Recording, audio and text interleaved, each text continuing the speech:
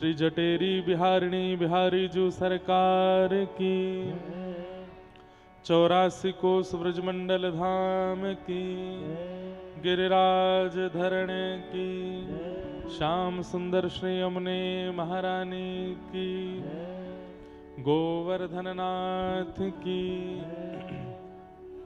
ठाकुर जी की मधुरतम लीला, ठाकुर जी के मधुरतम वैष्णवों का इतना समूह, ठाकुर जी के अधर का मधुर प्रसाद। कभी कोई राग रागनियां छिड़ रही हैं, कभी कोई कीर्तन हो रहा है, कभी कोई नृत्य चल रहा है, और कुछ नहीं तो हम जो श्वास यहां ले रहे हैं उसमें व्रज के कण जा ही रहे हैं भीतर, व्रज रज के कण।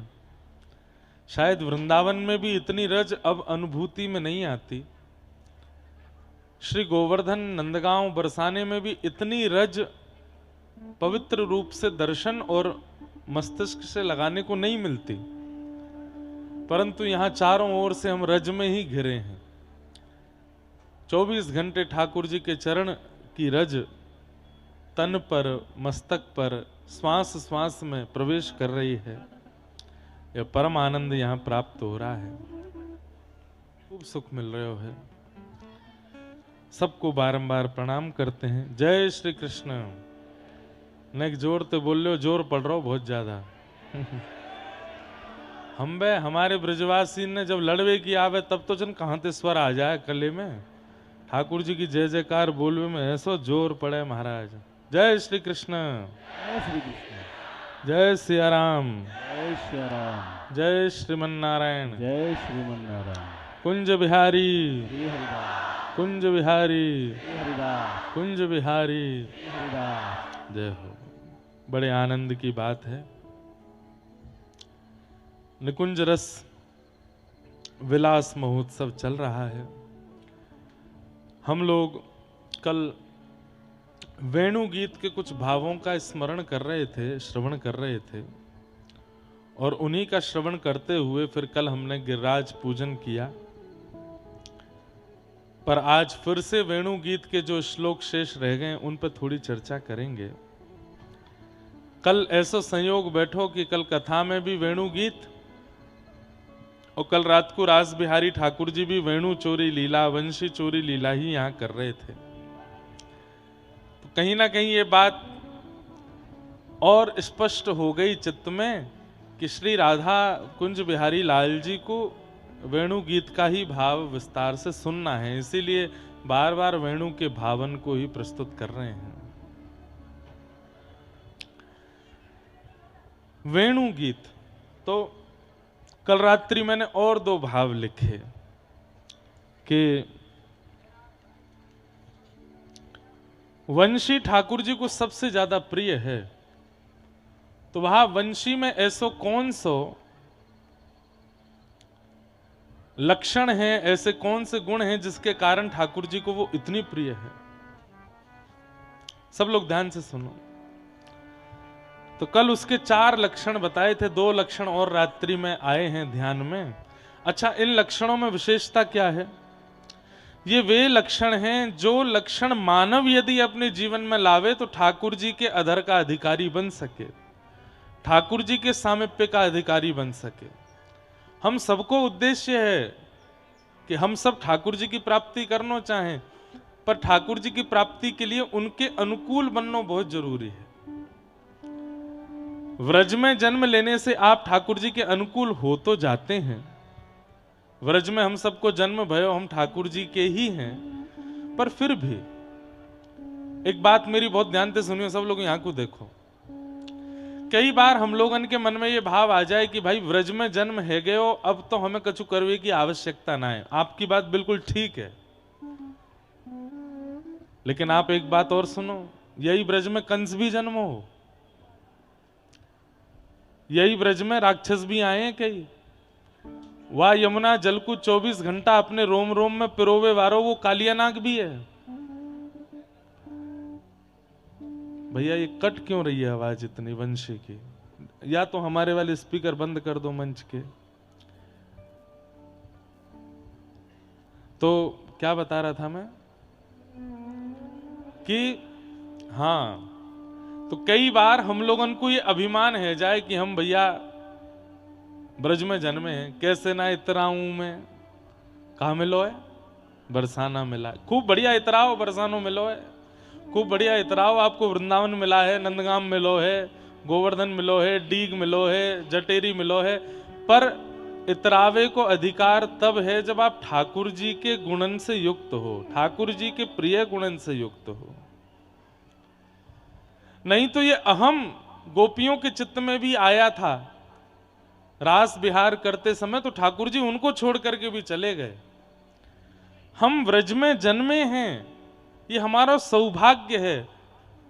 बाहर के जन्मे लोगन को थोड़ी कठिनाई है सके ठाकुर जी के योग्य बनने में। अरे हम ब्रजवासीन को इतनी कठिनाई को सामना ना करना पड़ेगा, हम तो बहुत जल्दी ठाकुर जी के रह सकें, पर हम प्रयास ना करें या अभिमान में प्रयास ना करें कि हम ब्रज के, हम तो ठाकुर जी के ही हैं, जन्मते ही ठाकुर जी के हैं भैया हम ठाकुर जी के। लेकिन कभी अपने गुण दोषन पे स्वयं चिंतन करो। ठाकुर जी बड़े कृपालु हैं, ब्रजवासीन में दोष ना देखें, लेकिन हमको स्वयं देखने चाहिए कि हम में कहा दोष है।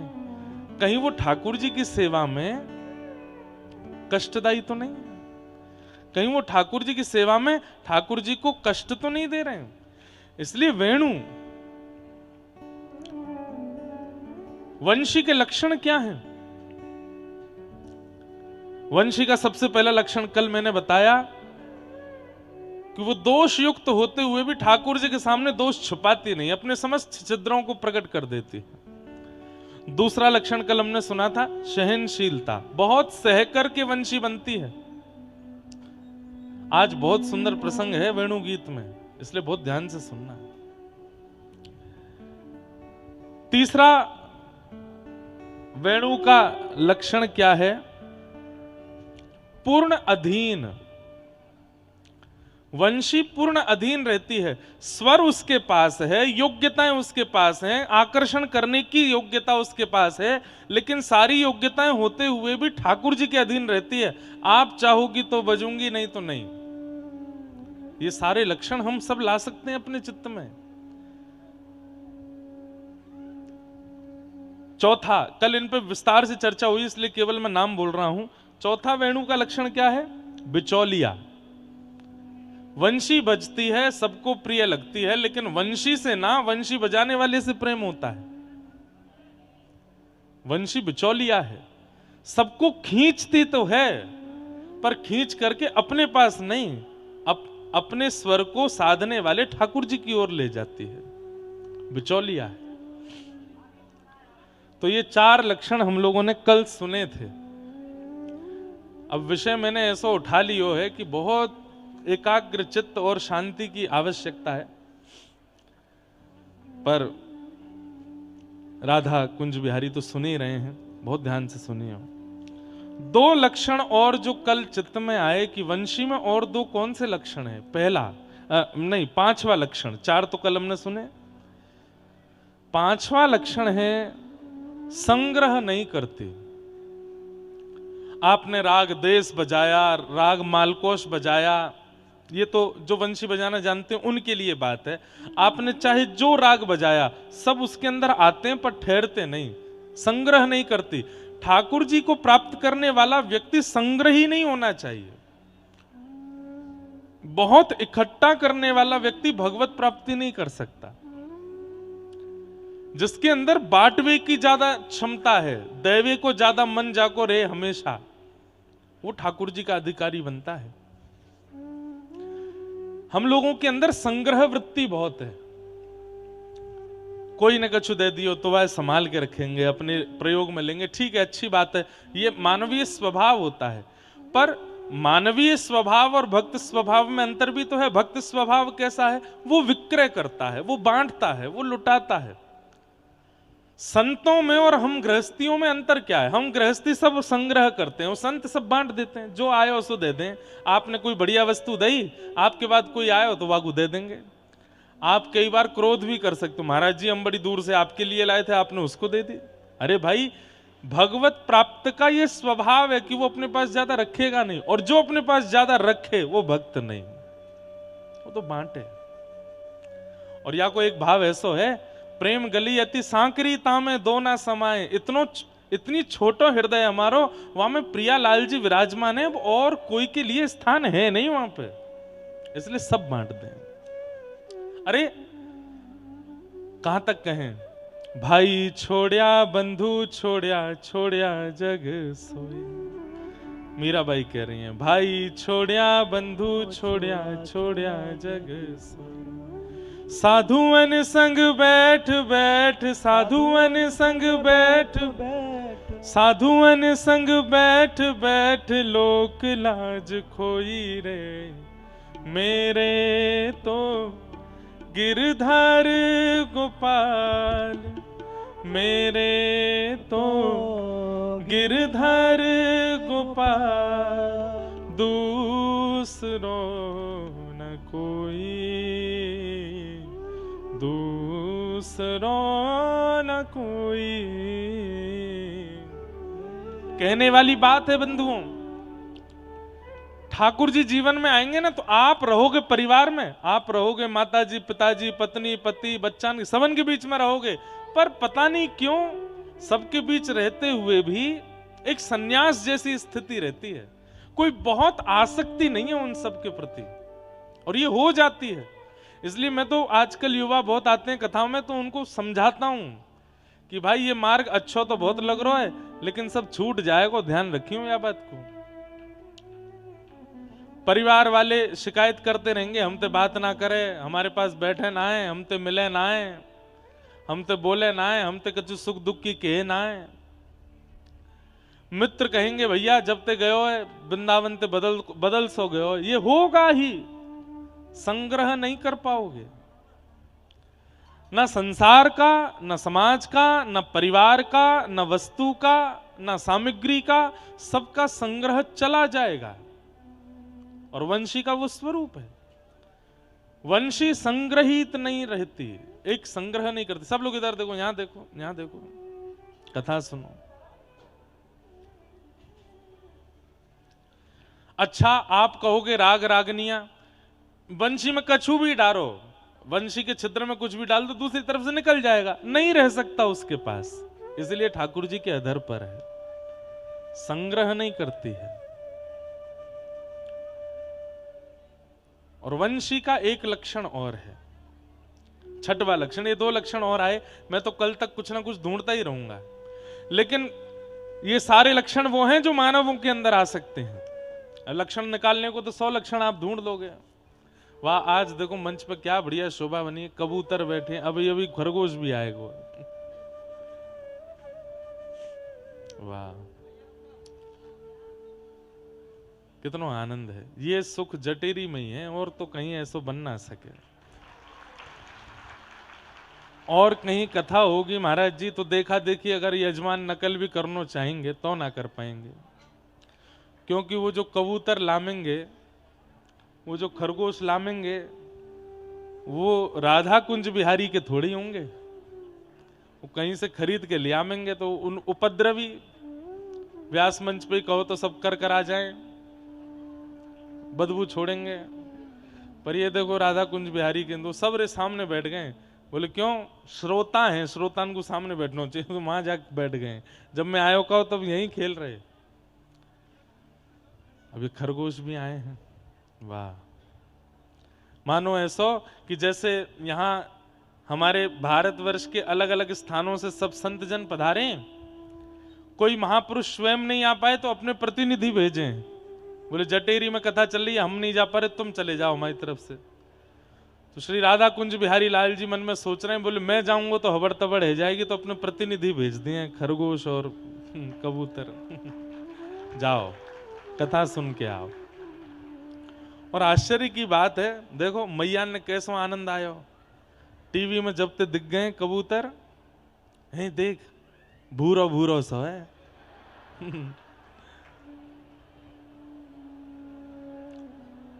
देखो चर्चा का विषय बन गया अब ठीक है मैया सुनन दो, खुद सुन, देखो सीखो कबूतर कैसे एक बिल्कुल शांत बैठ के कथा सुनना है, आप भी ऐसे ही सुनो। तो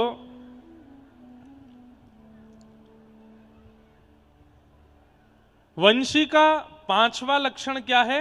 वो संग्रह नहीं करते अपने पास। सब लोग ध्यान से सुनो, इधर देखो।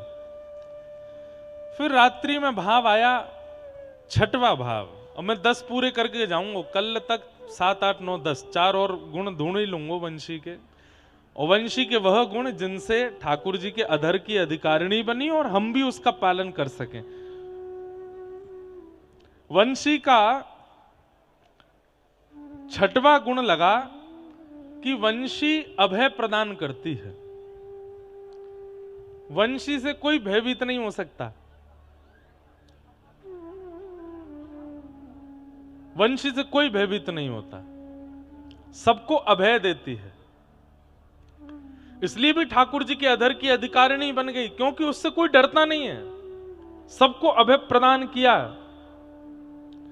जबकि वंशी का वंश भय देने वाला है। बांस, बांस के लट्ठा बनते हैं, बांस के डंडा बने, वो सबको भय देते हैं। चाहे पशु हो, पक्षी हो, चाहे वो मानव हो, सबको भयभीत करने वाला होता है बांस। लेकिन वही बांस जब बंसी बन जाता है तो बंसी बनने की प्रक्रिया ही बांस की ये कहती है कि मैं अब सबको अभय करता हूं, मुझसे डरने की आवश्यकता नहीं है। और वही सबको भयभीत करने वाला बांस जब बंसी बन जाता है तो ठाकुर जी के अधर पर बैठ जाता है, ठाकुर जी के अधर का अधिकारी बन जाता है।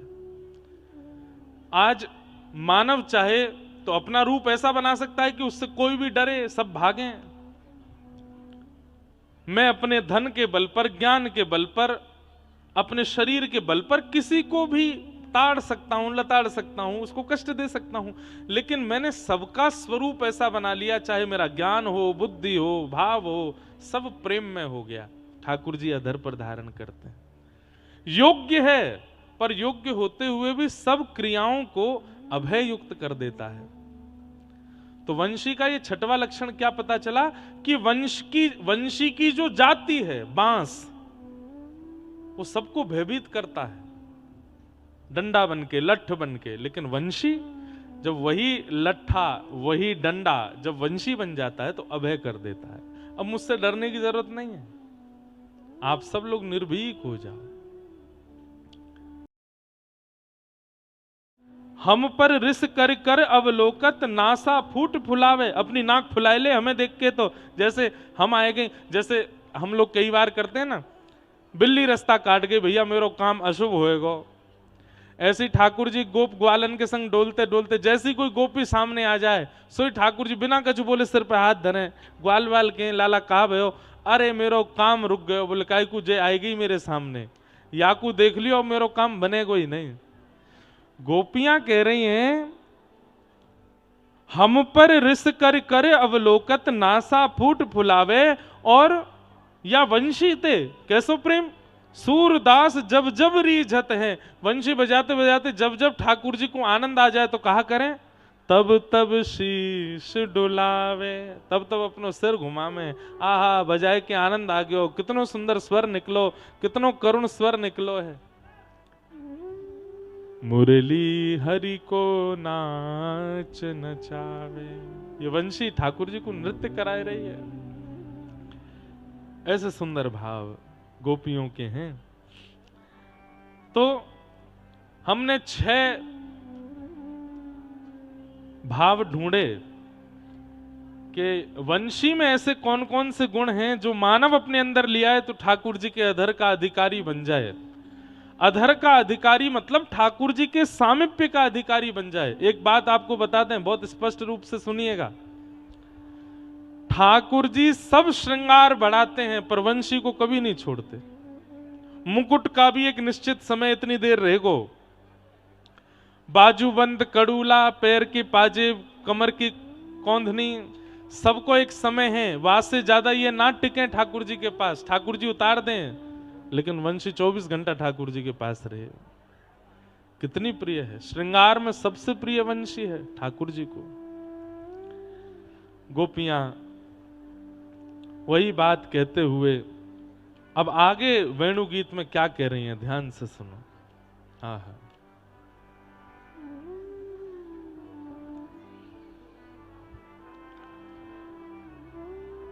कि गोप्यः किमाचरदयं कुशलस्म वेणु दामोदराधर सुधामपि गोपिकानां भुङ्क्ते स्वयं यद विशिष्ट रसं हृदिन्यो यस्यत्युचोक्षुमुमुचुस्तरवो यथार्याः कि वृन्दावनं सखि भुवो वितनोति कीर्तिः यद देवकी सुतपदाम्बुजलब्धलक्ष्मी कि गोविंद वेणुमनुमत मयूर नृत्यम प्रेक्ष्यादृशान् वपरतान्य समस्त सत्वम।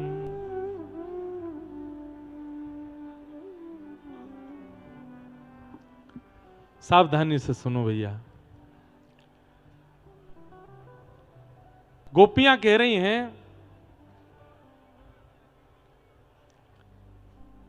अरे देखो तो वन में गए हुए श्याम सुंदर के वेणु रव को सुनकर के वृक्षों से पानी निकल रहा है, वृक्ष जल का संचय कर रहे हैं। शीतकाल में जब कोहरा पड़ता है तो वृक्ष के पत्तों पर पानी जम जाता है, ओस जम जाती है सुबह सुबह, और सुबह सुबह कोई जाकर के वृक्ष को नहीं खिलाए दे तो ऊपर से पानी गिरते हैं। शीतकाल में हम सबको समझ आता है कि भाई ओस के कारण, कोहरा के कारण ये पानी जमा भयो है, लेकिन सामान्य ग्रीष्म ऋतु में भी वही पेड़ वैसे ही पानी छोड़ने लगते हैं, वैसे जल का संचार उनके पत्रों से प्रकट होने लगता है। कब? जब ठाकुर जी वंशी का नाद करते हैं। गोपियां आपस में चर्चा कर रही हैं, बहुत अंतरंग वार्ता है ना, ध्यान से सुनो। गोपियां आपस में चर्चा कर रही हैं, अरे भैया ये वृक्षन से जल प्रवाह क्यों हेरो है। और ये याद रखिएगा, ठाकुर जी किलोमीटरों दूर वन में हैं, ये गोपियां घर में बैठ के वंशी रव सुनकर के अपने मन की स्थिति से चर्चा कर रही हैं। वेणु गीत में ठाकुर जी की वेणु की ध्वनि आ रही है और उन गोपियों के मन से भाव प्रकट करा रही है। एक गोपी बोली, मोए तो ऐसा लगे ये वृक्षों के हर्षाश्रु हैं। हर्षाश्रु कौन से हैं? बोले हर्ष में आने वाले अश्रु। कई बार घर में कोई मंगल कार्य होता है तो उसकी बात सुनकर के आप रोने लगते हैं, आंखों में आंसू आ जाते हैं। किसी का ब्याह हुआ हो तो आंसू आते हैं, बच्चा फर्स्ट डिवीजन पास हो जाए या घर में कुछ अच्छी क्रिया होती है तो हर्ष के अश्रु प्रकट होते हैं। बोले हर्षाश्रु क्यों हो रहे हैं? तब वृक्षों ने आपस में ये बात कही, बोले भैया या वंशी को देखकर के हमारे नेत्र सजल या मारे है रहे कि हम जड़ हैं, हमारा स्वरूप चैतन्य नहीं है, हम जड़ हैं। परंतु भैया हमारे कुल खानदान से प्रगटी ये वंशी कितनी सौभाग्यशाली है, जड़ होते हुए भी ठाकुर जी के अधर से लग करके कितने चैतन्यों का कल्याण कर रही है। इसलिए पेड़ों के भाव से अश्रु प्रकट हो रहे हैं, हर्षाश्रु प्रकट हो रहे हैं, हर्षाश्रु प्रकट हो रहे हैं। भाव समझो, वृक्ष आपस में कह रहे हैं कि हम तो जड़ हैं, हमारा स्वभाव तो एक जगह स्थिर रहनो है, हम कभी कोई को सुख देवे वाले नहीं है, बस एक जगह खड़े रहें, कोई आई करके अगर हमारे नीचे बैठ के छाया ले ले तो ठीक है।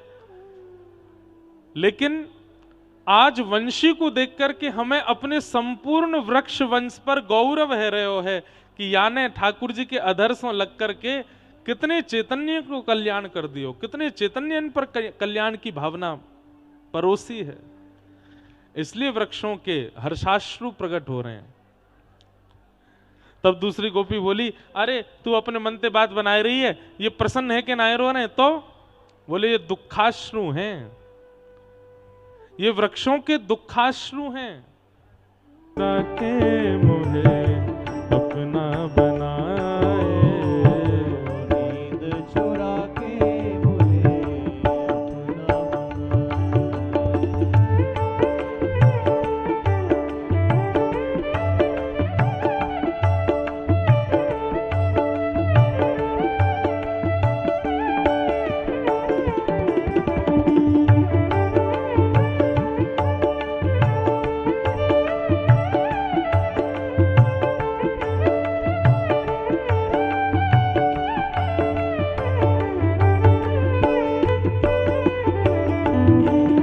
राधा कुंज बिहारी लाल की।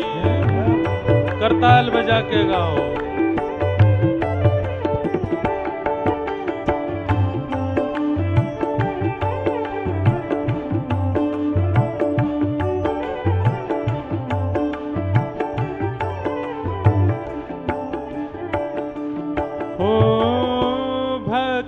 तुम्हारा कान्हा तुमको पुकारे, दर्श दिखा दो मेरे प्राणों के भूखे। ओ लाला तेरी वंशी बजे धीरे धीरे, ओ लाला तेरी वंशी बजे धीरे धीरे। हाँ श्याम तेरी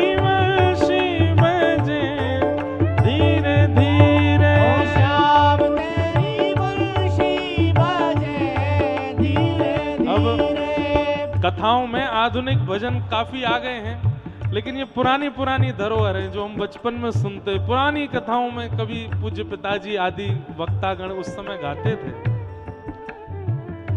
इत में ललिता उत में विशाखा, इत में ललिता उत में विशाखा, इत में ललिता उत में विशाल। ये आनंदाश्रु हैं। तब सब गोपियां बोले आनंदाश्रु क्यों हैं? बचाते हैं पर्यावंशी ने तो हमारो कुल पवित्र कर दियो। जो हाड़मांश के भीतर विराजमान दिव्य अनादि अनादि काल से कितने जन्मन से भटक रही वो दिव्य चेतना है, ये वाकु बचा रही है। आज ये वृक्ष आनंदाश्रु से रो रहे हैं। बंधुओं, गोपियों की ये या दोहने बहनने मथनो पलेप प्रेंखे खनार भरुतितो क्षणमार जनादो। अपने घर की क्रियाएं करती करती गोपियां इतनी बड़ी बड़ी बात कर रही हैं, जिन बातों को सुनने के लिए ब्रह्मादि देवता भी प्रकट हो रहे हैं और कान लगा करके सुन रहे हैं। गोबर थापवे वारी, चौका बर्तन करवे वारी, गैया चरावे वारी, गोपीन के वेदों की वाणी तो सुनो, ये कैसी बात कर रही हैं। और रही बात, ये गोपियां वहां गई नहीं है, केवल अपने घर में बैठ करके श्रवण कर रही हैं और वेणु की ध्वनि सुनकर के संपूर्ण योजना बना रही। तब गोपियां आगे चर्चा करती हैं कि वृंदावनम सखी भुवो वितनोति कीर्तन, यद्देवकी सुत पदाम्बुजलब्ध लक्ष्मी, गोविंद वेणुमनुमत मयूर नृत्यं, प्रेक्षादृशान्वपरतानयसस्तसत्वम्। वेणु गीत इतना अच्छा है, हमने शुरू तो कर दिया जटेरी धाम में, पर अभी मुझे एक बार और कहीं ना कहीं इसको करना पड़ेगा, तभी मेरे चित्त को शांति मिलेगी, क्योंकि अभी मैं अच्छे से कर नहीं पा रहा हूं। बीच में माताएं उड़ जाती हैं, भाई लोग उड़ जाते हैं, तो थोड़ा रस कहते कहते कहीं कहीं छूट जाता है। बहुत सुंदर भाव है गोपियों के। गोपियां कह रही हैं, एक गोपी बोली, अरे तुम सबरीवा कन्हैया के मुक्ते लगी भाई वंशी को देख रही हो, नेक नजर घुमाए के वृंदावन को तो देखो, आज वृंदावन कितनो सुंदर लग रहा है। आहा, वृंदावनम सखी भुवो वितनोति कीर्तिम। गोपियां कह रही हैं, अरे हम गोपी काय को बन के आए गई, हम यहाँ वृंदावन की कोई रजकण बन के आ जाते।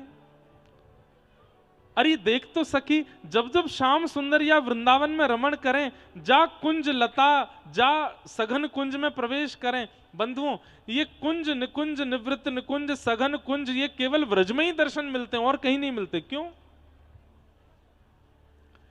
हमारे जटेरी धाम में आप लोगों को एक बात बताऊं, जटेरी में ऐसी कई कई लताएं हैं इन वृक्षों, इन पहाड़ियों पर, जो व्रज की पहचान कराने वाली लताएं थी, और वो अब ब्रजमंडल में नहीं है। ब्रजमंडल में, वृंदावन में, गोकुल में, बरसाना, नंदगाम में वो उन लताओं का दर्शन ही नहीं होता। वो लताएं आज भी जटेरी के पर्वतों पर बची हुई हैं। वैसे ये ताली बजाने वाली बात नहीं है, ये आपने तो इसलिए बताई, चलो हमारे जटेरी में वो लताएं हैं, पर ये दुर्भाग्य की बात है कि जो व्रज की पहचान कराने वाली लताएं थी वो व्रज में है ही नहीं। वो लताएं यहां सुरक्षित हैं। कई सारे वृक्ष ऐसे हैं जो व्रज की निधि हैं, जो व्रज में ही प्रकट होते हैं। जिन वृक्षों की कुंज में ठाकुर जी रमण करते हैं वो व्रज में नहीं है। कुछ बचे हुए हमारे तटीय स्थान में हैं, कुछ बचे हुए हमारी राधा बावड़ी आदि, कुछ बिहार वन, अच्छा ये सारे स्थानों को भी बचाया हुआ हमारे श्री हरिदास परंपरा के सब महात्माओं ने है। वहां ये जैसे जटेरी धाम है, ऐसे ही आप कोसी की तरफ जाएंगे, छाता से आगे शेरगढ़ के पास विहार वन है। कोई को अवसर मिले तो काउदना ऑटो रिक्शा टैक्सी करके विहार वन और जाना, और वहां बिहार वन में जाके दर्शन करके आई हूं। कई लताएं ऐसी हैं जो केवल वहां हैं, वो भी वृंदावन में अब दिखती नहीं है। जिन लताओं के नीचे श्री जी को बैठना प्रिय लगता है, ठाकुर जी को विराजना प्रिय लगता है, साहित्यों में जिनका वर्णन दिया गया, वो बचे ही नहीं वृंदावन में, वो यहां जटेरी में हैं। उससे ये बात प्रमाणित कर सकते हैं कि यहां ठाकुर जी आते होंगे। मैं तो चाहूं कि अभी भीड़ भाड़ खूब है गई, 2 दिना को और मेला है, सब चले जाएंगे, ऐसो ही रहे ये स्थान, यहाँ ज्यादा भीड़ भाड़ हो ही नहीं, यहाँ ठाकुर जी को रमण चले। वही पहुंचे जो रसिक हैं, वही पहुंचे जिनका चित्त पूर्ण रूपेण ठाकुर जी के भाव में डूबा है, नहीं तो यहाँ की लताएं भी चली जाएंगी, ये लताएं बचे। एक गोपी कह रही है, अरे कृष्ण के व्रजरज में प्रवेश करने से, और कोई बात आ गया भैया लाओ।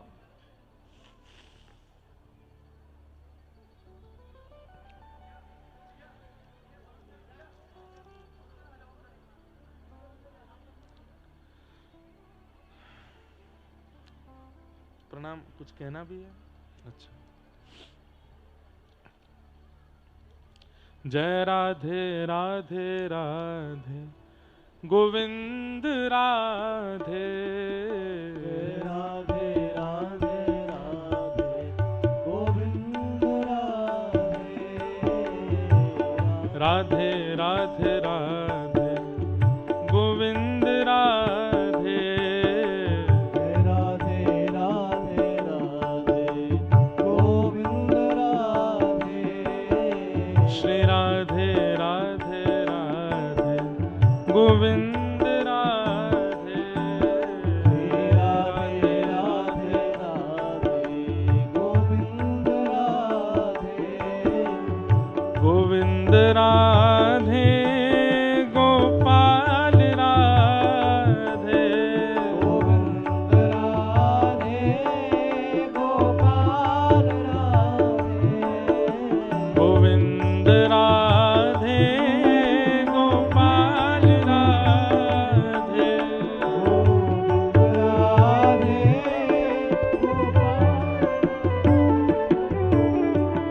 वृंदावनम सखि भुवो वितनोति कीर्तिम, यद्देवकी सुध पदाम्बुज लब्ध लक्ष्मी। गोपियां कह रही हैं, अरे गोपियों तुम आज वृंदावन को तो देखो, ये वृंदावन कितना सुंदर लग रहे हो है। क्यों? एक गोपी प्रश्न करती है, दूसरी उत्तर देती है, और सब गोपियों के नेत्र बंद हैं, सब वंशी की ध्वनि सुनकर के सारी व्यवस्था को देख रहे हैं। एक गोपी बोली, ये वृंदावन इतना सुंदर क्यों लग रहा है? ये वृंदावन पहले इतना सुंदर तो ना लगता, आजकल इतना सुंदर क्यों लग रहा है? तब एक गोपी बोले जिस प्रकार व्यक्ति सामान्य सुंदर होता है, लेकिन विशेष आभूषण धारण करते ही उसकी सुंदरता में शोभा बढ़ जाती है, ठीक वैसे ही ये वृंदावन सखी है हमारी, और या वृंदावन सखी को जब से नीलमणि कृष्ण धारण करके बैठे हैं, तब से या वृंदावन सखी की शोभा बढ़ गई है। अरे कोई व्यक्ति स्वर्ण का आभूषण पहनता है, केवल सोना ही सोना पहनता है, इतना सुंदर नहीं लगता, लेकिन उसके स्वर्ण के आभूषण में अगर बीच में कोई श्वेत रत्न हो या नील रत्न हो या हरा रत्न हो तो उसकी शोभा बढ़ जाती है। अरे ये ब्रजमंडल तो पहले से ही सुंदर है, यहाँ यमुना जी हैं, यहाँ गिरिराज जी हैं, यहाँ सुंदर रज हैं, यहाँ सुंदर वृक्षवल्लरी हैं, पर जब से देवकी नंदन यशोदा नंदन नीलमणि या नग के रूप में या वृंदावन की शोभा में आए हैं, तब तो या वृंदावन की शोभा कितनी सुंदर बन गई है। तीसरी गोपी कहती है, अरे गोपी तू देखना ही रही है, ये कृष्ण भी वृंदावन को सजावे में और या की शोभा बढ़ाने में कोई कमी नहीं छोड़ रहे हैं। बोले क्यों? मैंने सुनी है कि ये वैकुंठ में पादुका पहन के रहे, मैंने सुनी है कि ये हंस पर, ये गरुड़ पर, ये विमान पर बैठ करके रहे, लेकिन यहाँ वृंदावन में तो देख इनने पादुका भी नहीं पहनी, बिना पादुका के अपने चरणन से भ्रमण कर रहे हैं। अरे ये वृंदावन सुंदर यामारे लग रहे हो है क्योंकि श्री कृष्ण के निरावृत चरणों के स्पर्श से वृंदावन के रोंगटे खड़े है रहे हैं, वृंदावन आनंदित है रो है, वृंदावन मचल रहे हो है, सुंदर है रो है। एक बात, मैं व्रज की रज में चप्पल ना पहनूं समझ में आता है, आप लोग पादुका ना पहनो। हमारे पूज्य श्री जी महाराज, अभी पलसाना वाले महाराज जी बैठे हैं यहाँ पे, सिद्धि पूरे वृंदावन में इस बात की कि श्री जी महाराज जब भी आते वृंदावन अपनी पादुका उतार देते और चप्पल पहन करके वृंदावन में नहीं रहते। क्यों? बोले जा धाम पे, जा भूमि पे हमारे नंद नंदन ने पादुका नहीं पहनी, वहां हम कैसे पहने। लेकिन नंद नंदन क्यों नहीं पहनते हैं, इसके पीछे क्या कारण है? दो कारण। पहलो कारण, ठाकुर जी को अपने चरण स्पर्शीय, ठाकुर जी को अपनी चरण स्पर्शीय रज सबको प्रदान करनी है। ठाकुर जी बोले मैं तो चलो जाऊंगा कछु दिना की लीला करके, मेरे बाद या व्रज में आवे वाले लोग ऐसे बावले है करके रहेंगे तो उनके लिए मैं काय रूप में रहूं, तो रज में इतनो रहूं, इतनो अपनो स्पर्श या रज को प्रदान कर दूं कि रज मेरो ही रूप है जाए, ताकि याकू शीश सो लगा के, याकू हृदय सो लगा के, याकू अपने सर्वांगीण अंग सो लगा करके व्यक्ति को मेरे भक्ति को अनुभव होए। पहली बात। दूसरी बात, पादुका हर जगह नहीं उतारी जाती, पादुका वहां उतारी जाती है जहां पर सम्मान की पराकाष्ठा पार हो, वहां पादुका उतारी जाती है। वृंदावन में ठाकुर जी पादुका नहीं पहनते क्योंकि श्री वृंदावन का सम्मान ठाकुर जी करते हैं। किरा से लेकर के और यमुना तट तक का वृंदावन मत लिया कीजिए आप। ये 84 कोस व्रजमंडल कहते हम इसको व्रज हैं, कहते हम इसको जो कुछ भी है, ये पूरा संपूर्ण समग्र वृंदावन ही है। और ठाकुर जी ऐसा नहीं कि वृंदावन में नहीं पहनते, जटेरी में पहने होंगे या कामवन में पहने होंगे, डीग में, कहीं नहीं पहनते, पादुका व्रज में पहनते ही नहीं है। और निरावृत चरणों से जब ठाकुर जी व्रजमंडल की रज में अपने चरण रखते हैं तो गोपियां कहती हैं राम कृष्ण चरण स्पर्श प्रमोद। जैसे कभी ठंडी व्यार अगर हमारी त्वचा का स्पर्श करे तो हमारे रोंगटे खड़े हो जाते हैं, कोई अत्यंत सुखद स्पर्श यदि हमारा स्पर्श करे तो हमारे रोंगटे खड़े हो जाते हैं। ऐसे ही ठाकुर जी के निरावृत कोमल चरण जब श्री वृंदावन का स्पर्श करते हैं तो वृंदावन सुख से फूल जाता है और गोपियों को सुंदर दिखने लगता है। ये कुंज निकुंज जैसे जैसे श्याम सुंदर चलते हैं तहां तहां की कुंजें झुकती चली जाती हैं, कभी अपना पत्र, कभी अपना पुष्प, कभी अपना फल ठाकुर जी के सामने प्रेषित करती हैं। हमारे व्रजमंडल में ज्यादा ऊंचे पेड़ नहीं दिखाई देंगे, ज्यादा चौड़े पेड़ नहीं दिखाएंगे। जैसे ठाकुर जी त्रिभंग लली हैं ऐसी व्रजमंडल की लताएं भी त्रिभंग लली हैं, ऐसी टेढ़ी मेढ़ी सी हैं। क्यों? ठाकुर जी चल करके आए किसी वृक्ष के नीचे, ठाकुर जी को मन है कि मैं लेट जाऊं, तो वो वृक्ष तुरंत अपनी जड़ता को छोड़ के चैतन्य होकर के बिस्तर बना देता है कि श्याम सुंदर लेट जाएं। ठाकुर जी को मन है जाए यहाँ पे बैठ के नेक देर पाम चलाऊंगो, नेक देर ऐसे जैसे ऊपर लटक करके पाम चलाते हैं, सो वो वृक्ष ऐसे ऐसे आड़ बना लेता है, ठाकुर जी उस पर चढ़ जाते हैं, अपने पैर लटकाते हैं। ठाकुर जी को मन है जाए मैं हाथ अंते लटकूंगो, सो वो पेड़ ऐसी मुद्रा बना ले कि ठाकुर जी वापस चढ़ जाएं और चढ़ करके थोड़ी देर ये रूप 5000 साल पहले वृंदावन की लताओं का था, नहीं। कुछ वर्ष पहले तक भी वृंदावन की लताएं ऐसी ही थीं। हम लोगों के लिए तो वो जड़ हैं, पर ठाकुर जी की सेवा के लिए आज भी लताएं रूप धारण कर लेती हैं।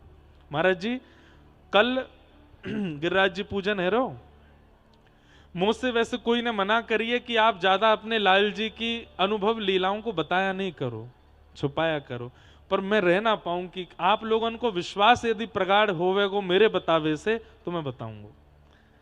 तो कल जब वहां आप और मैं नीचे सरोवर पे बैठे, ठाकुर जी ऊपर लतान में जब बैठे, तो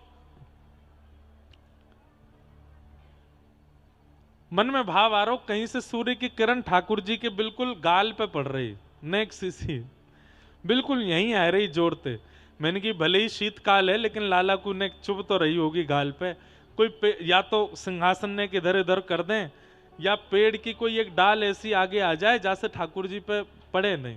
बस इतना विचार ही कियो, और थोड़ा बस इधर उधर चंवर वंवर रख के जैसी देखी, अपने आप ही एक लता ने ऐसी छांव बनाई कि वो सूर्य की सौरी किरण व लता के ऊपर आ रही, ठाकुर जी पर नहीं पड़ी।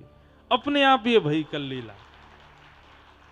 आज भी वृंदावन के जितने भी वृक्ष हैं वो आज भी चैतन्य हो जाते हैं यदि ठाकुर जी की लीला उनके सघन स्थान पर हो तो। हाँ, हम आप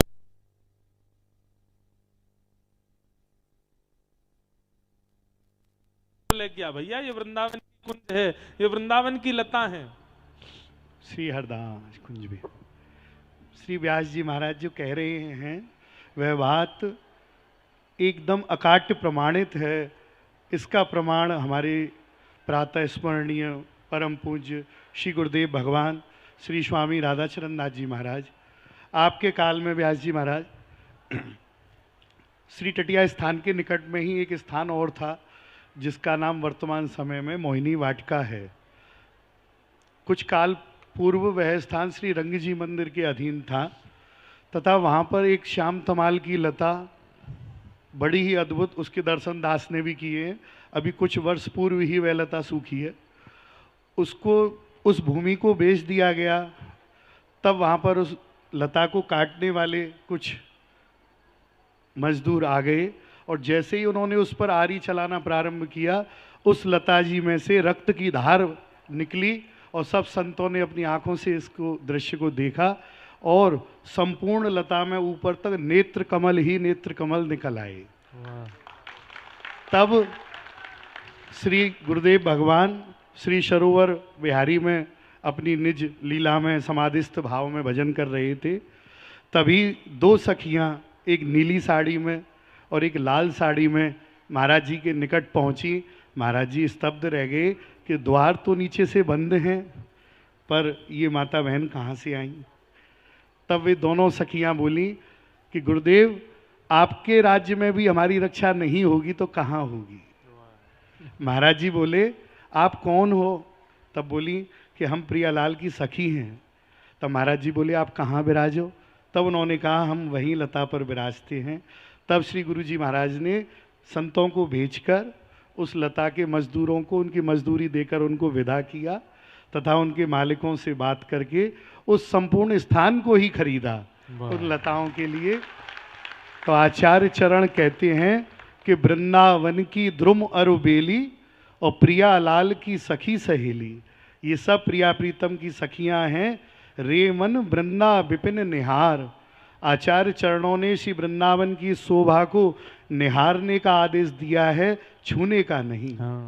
इनको कष्ट न दें, इनके दर्शन करें, इन पर दूध फूल चढ़ाएं, इनकी कृपा का अनुभव करें। और दूसरा भाव, आशा महो चरण रेणु जुषाम हम श्याम वृंदावने किमपि गुल्मलतौषधीनाम या दुस्त्यजम स्वजन मार्य पथम च हित्वा भेजुर मुकुंद पदवीम श्रुति भैरव मृग्याम। श्री ठाकुर जी से जब पूछा गया कि महाराज आपका सबसे प्रिय पात्र कौन है, तब भगवान बोले, नमे तथा प्रियतम आत्मयोनिर न शंकर न च संकर्षणो न शरीर नैवात्मा च यथा भवान। कोई कहता है मुझे बलदाऊ जी प्यारे हैं, कोई कहता है लक्ष्मी जी प्यारी हैं। ठाकुर जी कहते हैं, न मुझे बलदाऊ जी प्यारे हैं, न लक्ष्मी जी प्यारी हैं, न शंकर भगवान प्यारे हैं और यहाँ तक कि अपनी आत्मा भी प्यारी नहीं है, तो फिर आपको प्रभु प्यारा कौन है? तो वही भगवान अपने सबसे प्रिय भक्त उद्धव जी से कहते हैं, उद्धव मुझे तो सबसे प्यारे मेरे भक्त लगते हैं तुम हो।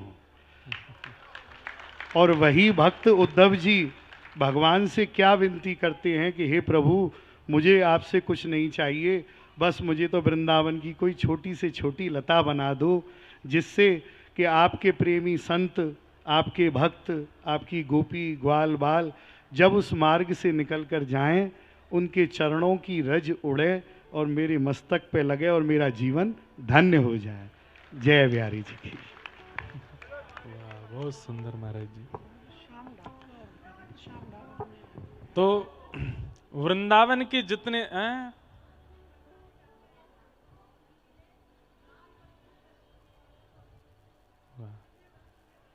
जय हो।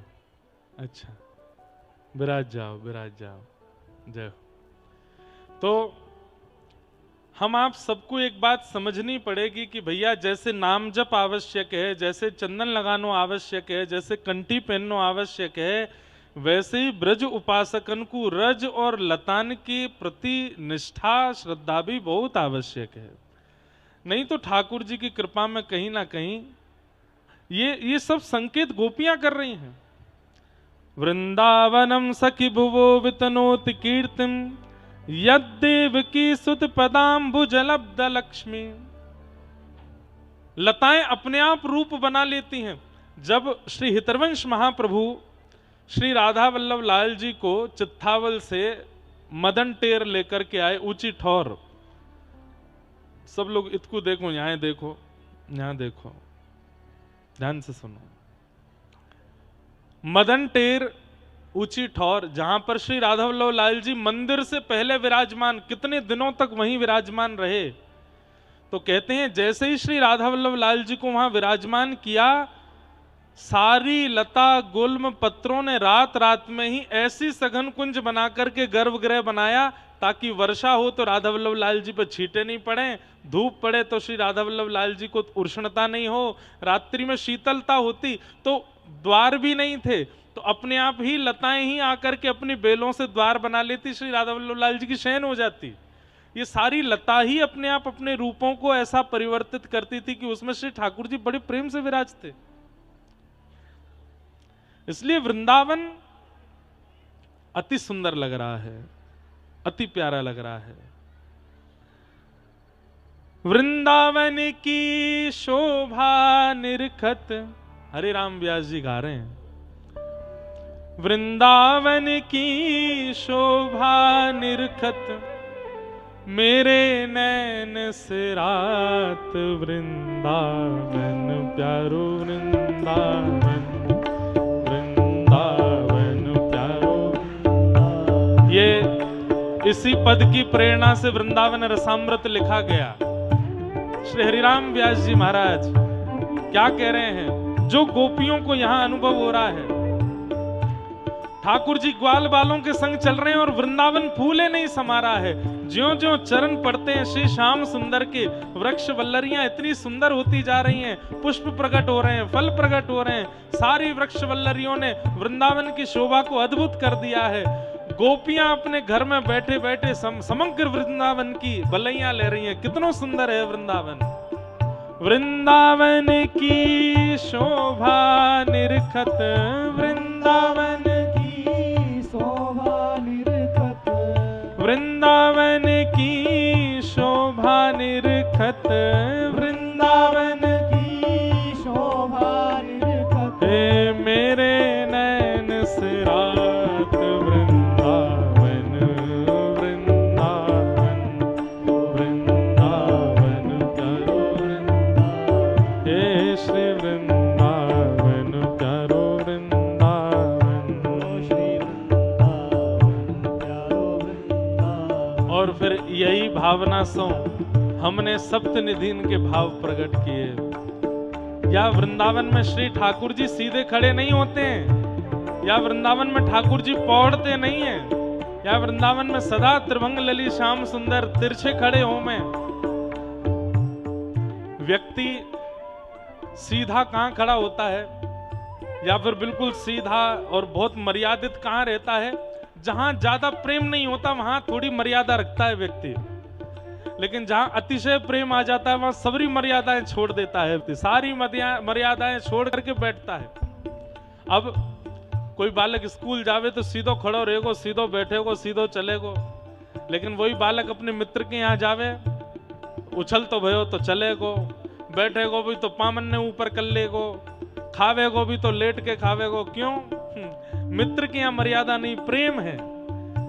ठाकुर जी द्वारिका में बिल्कुल सीधे खड़े हैं, बद्रीनाथ में तो तपस्या कर रहे हैं, जगन्नाथपुरी में सीधे ठाड़े हैं, लेकिन श्रीधाम वृंदावन में श्री ठाकुर जी त्रिभंग लली श्याम सुंदर, मुख भी टेढ़ो, कमर भी टेढ़ी, शीश भी टेढ़ो, सब टेढ़ो करके खड़े हैं। क्यों? यहाँ मर्यादित नहीं है, यहाँ प्रेमी श्री कृष्ण है, इसलिए त्रिभंग लली श्याम सुंदर टेढ़े मेढ़े है करके बिल्कुल प्रेम में भर करके छक करके खड़े हैं।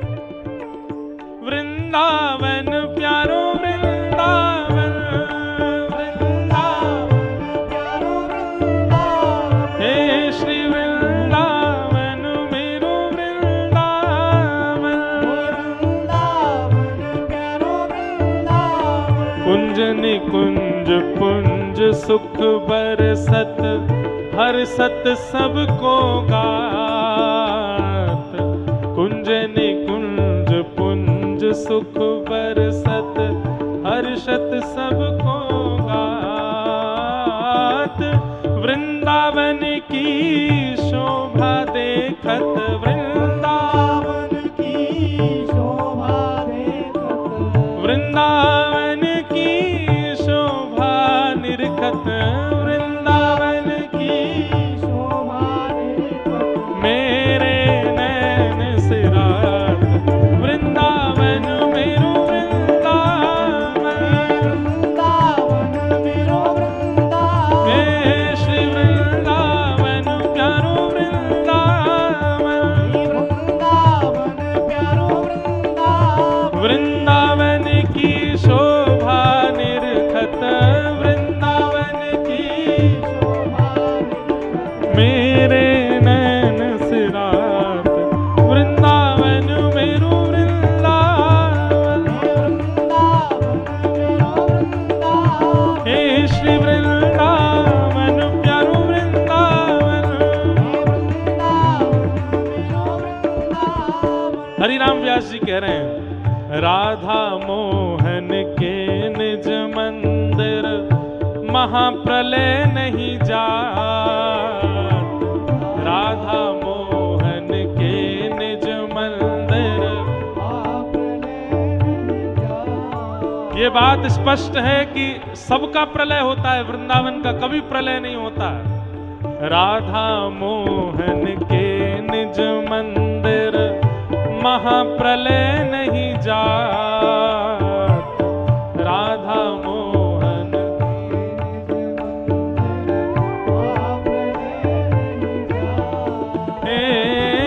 ब्रह्मा ते उपजो न अखंडित, ब्रह्मा ते उपजो न। वृंदावन को ब्रह्मा जी ने नहीं बनाया, ये 84 कोष ब्रह्मा के द्वारा निर्मित नहीं है। ब्रह्मा ते उपजो न अखंडित, ब्रह्मा ते हो यहाँ कबहू नाही न साथ। वृंदावन प्यारो वृंदावन, हे श्री वृंदावन मेरो वृंदावन, वृंदावन की शोभा निरखत, वृंदावन की शोभा निरखत। ओ मेरे नैन सिरात, वृंदावन मेरो वृंदावन, हे श्री वृंदावन प्यारो वृंदावन, बोलो वृंदावन धाम की।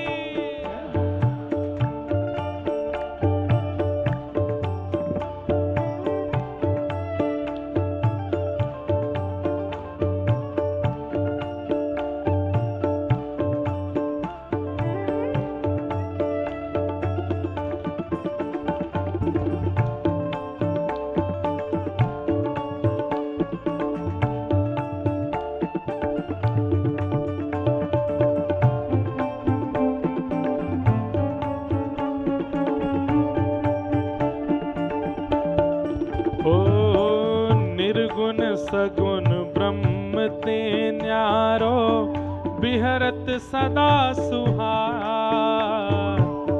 निर्गुण सगुण ब्रह्म ते न्यारो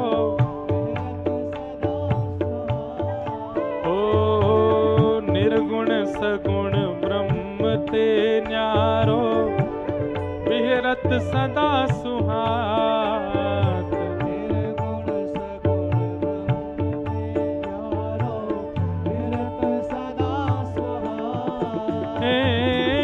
व्यास विलास रास अद्भुत गति व्यास विलास रास अद्भुत गति व्यास विलास जहाँ निगम अगोचर गात वृंदावन मेरो वृंदावन हे श्री वृंदावन प्यारो वृंदावन वृंदावन की शोभा देखत वृंदावन की शोभा वृंदावन की शोभा निरखत वृंदावन की शोभा निरखत मेरे नैन से रात वृंदावन मेरो वृंदावन मेरो वृंदावन हे श्री वृंदावन प्यारो वृंदावन प्यारो वृंदावन हे भुवन चतुर्दश की सुंदरता निधिवन करत बिहार। भुवन चतुर्दश की सुंदरता निधिवन करत बिहार। हे भुवन चतुर्दश की सुंदरता निधिवन करत बिहार। भुवन चतुर्दश की सुंदरता निधिवन करत बिहार। हे श्यामा प्यारी कुंज बिहारी श्यामा प्यारी कुंज बिहारी श्यामा प्यारी बांके बिहारी श्यामा प्यारी बांके बिहारी। और जय जय श्री हरिदास वृंदावन मेरो वृंदावन मेरो वृंदावन हे श्री वृंदावन प्यारो वृंदावन प्यारो वृंदावन। श्यामा प्यारी कुंज बिहारी जय श्री हरिदास दुलारी श्यामा प्यारी कुंज बिहारी जय श्री हरिदास दुलारी श्यामा प्यारी कुंज बिहारी जय श्री हरिदास दुलारी श्यामा प्यारी कुंज बिहारी जय श्री हरिदास दुलारी हे श्यामा प्यारी कुंज बिहारी जय श्री हरिदास दुलारी श्यामा प्यारी कुंज बिहारी जय श्री हरिदास दुलारी श्यामा प्यारी कुंज बिहारी श्यामा प्यारी और जय जय श्री हरिदास वृंदावन मेरो वृंदावन मेरो वृंदावन हे श्री वृंदावन प्यारो वृंदावन प्यारो वृंदावन। जिनकी कृपा से यह रस प्रगट्यो वृंदावन अभिराम। जिनकी कृपा से वृंदावन अभिराम।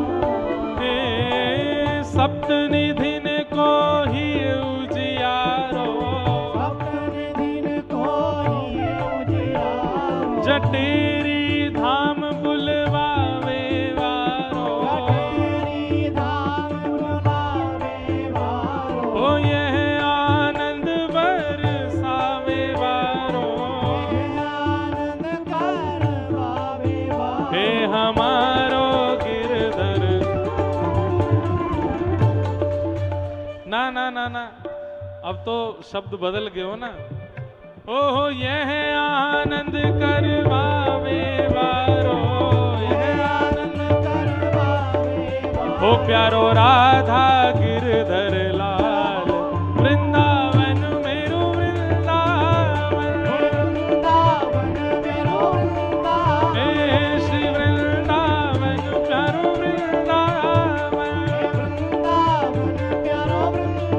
श्यामा प्यारी कुंज बिहारी, हे श्यामा प्यारी कुंज बिहारी, हे श्यामा प्यारी कुंज बिहारी, श्यामा प्यारी कुंज बिहारी, हे श्यामा प्यारी कुंज बिहारी, श्यामा प्यारी कुंज बिहारी, ओ श्यामा प्यारी कुंज बिहारी, श्यामा प्यारी कुंज बिहारी, श्यामा प्यारी कुंज बिहारी, और जय जय श्री हरिदास वृंदावन मेरू वृंदावन, हे श्री वृंदावन मेरू वृंदावन, हे श्री वृंदावन प्यारू वृंदावन, हे श्री वृंदावन मेरू वृंदावन। जय राधे राधे, श्री राधे राधे, जय राधे राधे, श्री राधे राधे, वृषभानु दुलारी, हरिदास दुलारी, हरिवंश पियारी, श्री कृष्ण पियारी, बरसाने वारी, वृंदावन प्यारी, जय श्यामा प्यारी, जय कुंज बिहारी, हरिदास दुलारी, जय राधे राधे, श्री राधे राधे, जय राधे राधे, जय जय श्री राम, जय जय श्री राम, जय जय श्री राम।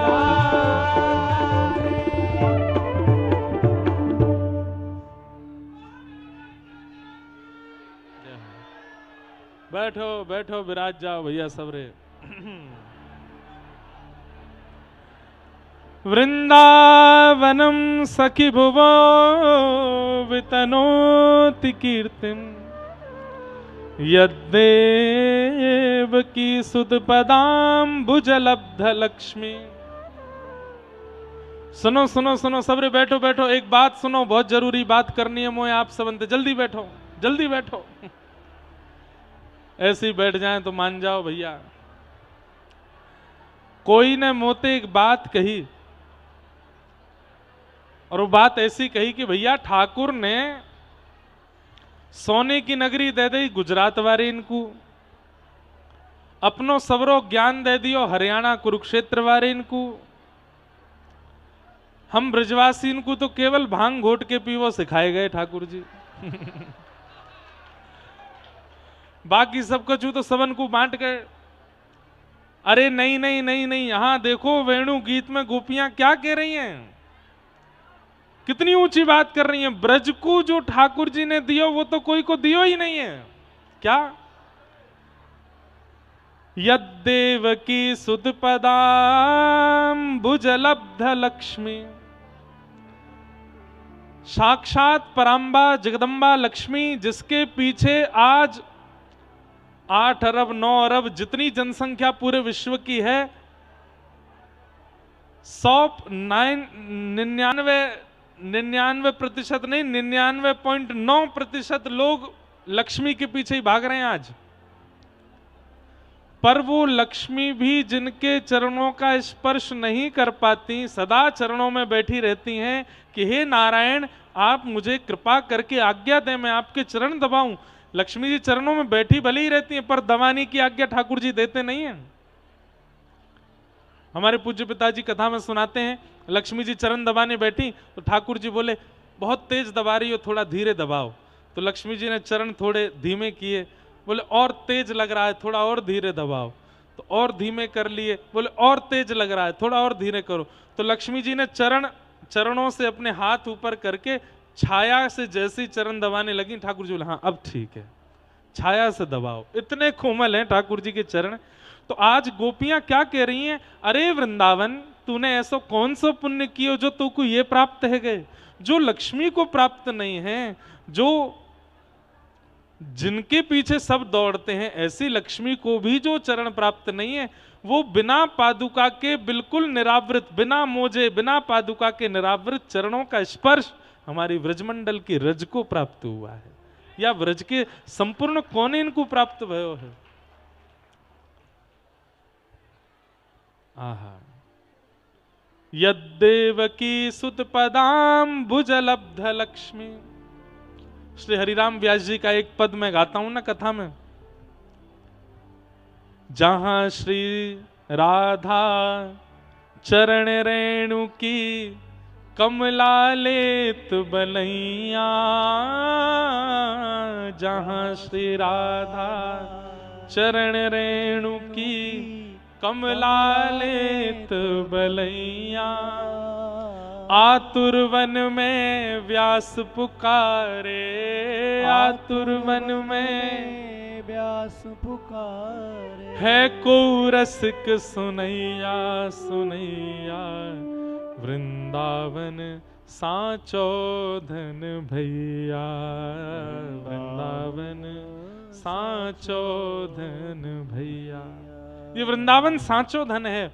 क्यों कहते हैं, वैसे तो कमला और श्री किशोरी जी में कोई भेद अंतर नहीं है, लेकिन फिर भी हमारे ब्रजवासी कहते हैं कि लक्ष्मी सीधे किशोरी जी की बलैया नहीं ले पाती हैं, तो किशोरी जी जब उठ करके चली जाती हैं तो उनके चरण जहां रज में अंकित हो जाते हैं, उस रज की बलैया लेती हैं लक्ष्मी जी। आहा, जहां श्री राधा चरण रेणु की कमला लेत बलैया। चरण कितने प्यारे होंगे, धन धन राधिका के चरण, धन धन राधिका के चरण, धन धन राधिका के चरण, धन धन। अच्छा सुनो, आप कहोगे महाराज जी द्वारिका में भी कभी ना कभी ठाकुर जी बिना पादुका के घूमे होंगे। हाँ ठीक है, मान लो घूमे होंगे, चरण रज द्वारिका को भी मिली है। ठाकुर जी कभी कभी कुरुक्षेत्र में भी हो सकता है युद्ध की भूमि पर ठाकुर जी की चरण पादुका उतर गई हो, तो थोड़ी बहुत रज कुरुक्षेत्र की रणभूमि को भी मिल गई होगी, पर द्वारिका कुरुक्षेत्र को ठाकुर जी की चरण रज मिल गई होगी, प्रिया जी की चरण रज तो फिर भी नहीं मिली। या वृंदावन की रज को तो श्री श्यामा श्याम की चरण रज प्राप्त हुई है, या हमारी ये वृंदावन अति सौभाग्यशाली है। आज घर में बैठी बैठी गोपियां ठाकुर जी की नहीं वृंदावन की बलैया ले रही हैं। अरे वृंदावन तू कितनो भाग्यशाली है, तेरे ऊपर श्याम सुंदर निरावृत नंगे पांव विचरण करें, नंगे, अरे तो पे बैठ जाएं, तो पे लौट जाएं, तेरे संग कितनो आनंद करें। अरे वृंदावन हम गोपी क्यों बन के आई, हम वृंदावनी बन के आती या कि रज की कण बन के आए जाती। आहा, सुभग शीतल अति कोमल, सुभग शीतल अति कोमल, कमल के सेवरण, धन धन। अच्छा एक बात आपने देखी, मंदिर के सामने रज पे नंगे पांव चलो, ये जो पथ बनो भयो है जहां हमारी कुटिया है, मेरो तो मन ही ना करे, मैं जात ना तो जटेरी आयो, ना पादुका पहनी, ना खड़ाऊं पहनी, ऐसी कोमल रज है। जब हमें चलवे में इतनो सुख होवे, सोचो आज फिर भी निष्ठुर है, जब कमल कली से हमारी किशोरी जी चलती होंगी तो उनके चरण पड़ते ही रज जान मुझ करके और ज्यादा नरम है जाती होगी कि श्यामा जी आ रही हैं, श्री प्रिया जी आ रही हैं, ठाकुर जी आ रहे हैं, और कोमल है जाओ, कितना सुंदर लगे। कैसे चरण हैं किशोरी जी के, सुभग शीतल अति कोमल, सुभग शीतल अति कोमल, कमल के सेवरण, धन धन कमल के सेवरण। एक कहीं वाणी में मैंने पढ़ो कि जब हमारी किशोरी जी चलें तो चेंटा चेंटी भाग, हम जब चलें तो चेंटा भागे, अरे कहीं मुंह पे पाम नहीं धर दे, मर जाऊंगा मैं। लेकिन हमारी किशोरी जी जब चलन चेंटा चेंटी भागे ना। बोले क्यों? इतने कोमल चरण हैं कि चरण पड़वे के बाद भी वो जीवित ही रहे, वहां के प्राण ना निकले। ऐसे कोमल रुई कैसे कमल कैसे वर्ण, धन धन राधिका के चरण, धन धन राधिका के चरण। कल रात्रि महाराज जी के संग सरोवर पर बैठ के खूब बात भई। महाराज जी कह रहे इतने कोम कि हम पुष्प भी ना रख सकें, वो भी चुभे को प्रिया जी को। एक चर्चा है, एक बार अष्टदल कमल के सुंदर आसन पर प्रिया जी पौड़ी हैं, श्री ललिता विशाखा जी सुंदर चमर डुरा रही हैं। इतने में श्याम सुंदर आए गए और श्याम सुंदर आए करके बोले, अरे ललते। ललिता जी बोले धीरे बोलो, हल्ला मत करो, प्रिया जी सोई हैं। हाँ मैं वही तो कह रहा हूं, प्रिया जी सोई हैं, न मैं चरण दबाए लूं इनके, ये जग के तो मुझको चरण सेवा करन ना दें, अभी गहरी नींद में सो रही हैं, मैं धीमे धीमे चरण दबाए जाऊंगा इनके। ललिता जी बोली चरण दबाओगे? तुम्हें पता हो कितने कोमल हैं हमारी प्रिया जी के चरण। तो ठाकुर जी बोले तो मेरे हाथ कौन से निष्ठुर हैं, मैं हूं बहुत कोमल हूं। तुम्हारी प्रिया जी के चरण कमल हैं तो मेरे हाथ भी तो कमल हैं। करकंज लोचन कंज मुख करकंज पद कंजारुण, मेरे हाथ भी कमल हैं। ललिता जी बोली एक दृश्य देखोगे? बोले दिखाओ।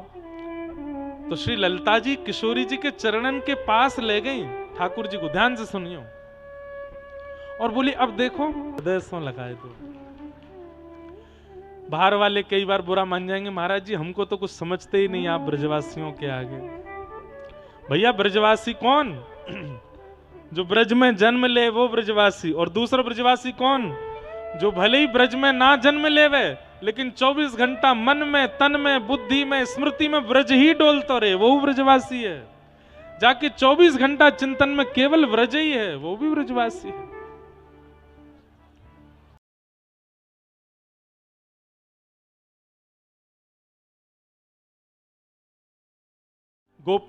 गोपियों का ये वेणु गीत चल रहा है, अपने भाव से चलेगा।